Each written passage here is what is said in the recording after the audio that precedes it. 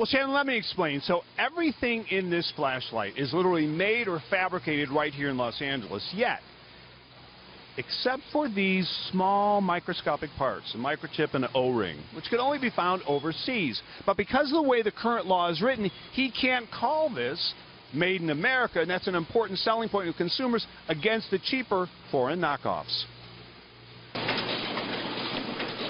It's born here and it's died here, just like me.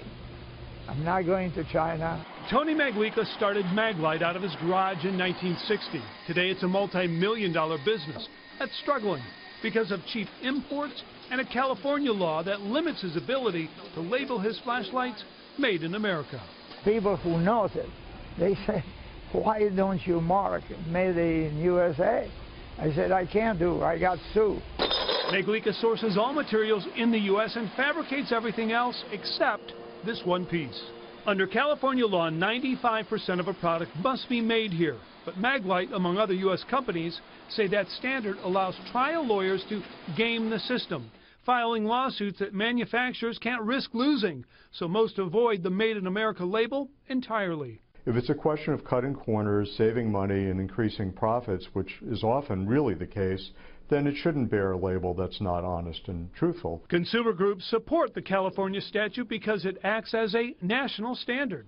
If a product says made in the USA, it should be genuinely made in the USA. Maglica agrees, provided there's some flexibility. Right now, the people looking at my product, they said, well, it's made in China like everything else.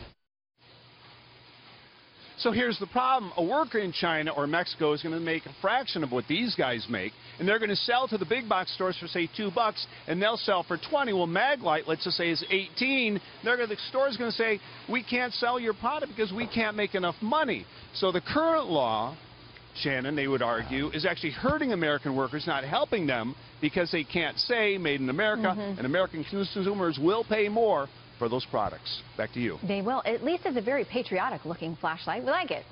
William Jeunesse, thank you so much. Thank you.